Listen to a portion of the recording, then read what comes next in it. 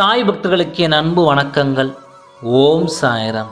என் அன்பு குழந்தையே, நீ இப்பொழுது செய்யும் செயலில் வெற்றி கிடைக்கப் போகிறது.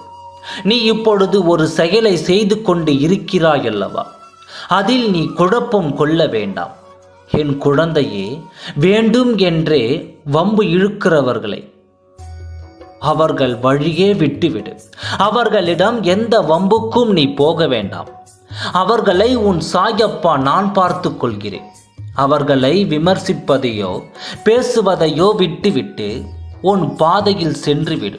உனக்கான கடமையை இங்கு நிறைய வைத்திருக்கிறேன்.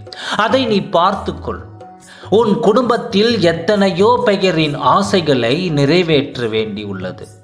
அதற்காக நீ பாடுபட்டு அதுவே உன் நன்மைக்கு வழிவகுக்கும். நடந்தவை யாவும் நன்மைக்கே என்று இருந்துவிடு. என் குழந்தையே, சிரித்தே வாழ பழகு. துயரங்கள் உன்னை நெருங்க பயப்படும். கொஞ்சம் சிந்தித்து வாழ். பொய்கள் கூட உன்னை நெருங்காது. சந்தோஷத்தையும் கஷ்டத்தையும் ஏற்க பழகிக்கொள். உன் வாழ்க்கை முழுவதும் சிறப்பாக அமையும். உன் கோரிக்கைகளை நான் நிச்சயம் நிறைவேற்றுவேன். எப்பொழுதும் என் குழந்தைகளின் கோரிக்கைகளை நிராகரித்ததே கிடையாது. முதலில் உன் மனதில் தோன்றும் குழப்பத்தை அகற்று. அதிலிருந்து வெளியே வா. உன் வார்த்தைக்கு யாரும் மதிப்பளிக்கவில்லையே என்று தானே நீ அதிகம் வருந்துகிறாய். வருந்தாதே. உன்னுடைய நல்வார்த்தைகளுக்கும் கேட்காத அவர்களுக்கும் தான் இந்த இழப்பு.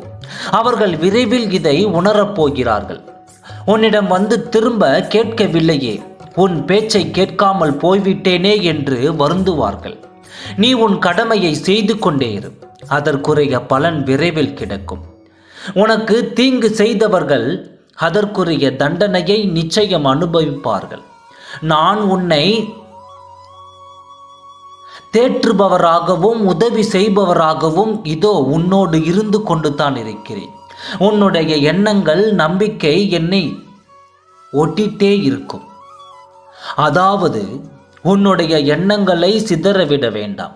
நீ இப்போதைய எண்ணங்கள் தளர்ந்து விட்டது என்று எனக்கு தெரியும். ஆகையால் தான் உனக்கு சுற்றி இருப்பவர்களை பார்த்தால் கோபம் வருகிறது. உனக்கு உன்மேல் நம்பிக்கை குறைந்து கொண்டே இருக்கிறது. நீ நினைக்கிறாய் இதை அனுபவிப்பது எல்லாம் நம் விதி என்று. நான் என்ன நடக்கப் போகிறது என்ற பரிதவிப்பிலேயே உன் நாட்களை நகர்த்தி கொண்டே செல்கிறாய். ஒன்றை மட்டும் புரிந்து கொள் குழந்தையே, என் வார்த்தையை காப்பாற்ற நான் எப்படியாவது பாடுபடுவேன். இன்னும் விரைவில் உன் மனதில் இருந்த சகல துக்கங்களும் மாறப்போகிறது. நல்லது நினைத்தால் நல்லது நடக்கும். ஓம் சாய்ராம். நன்றி.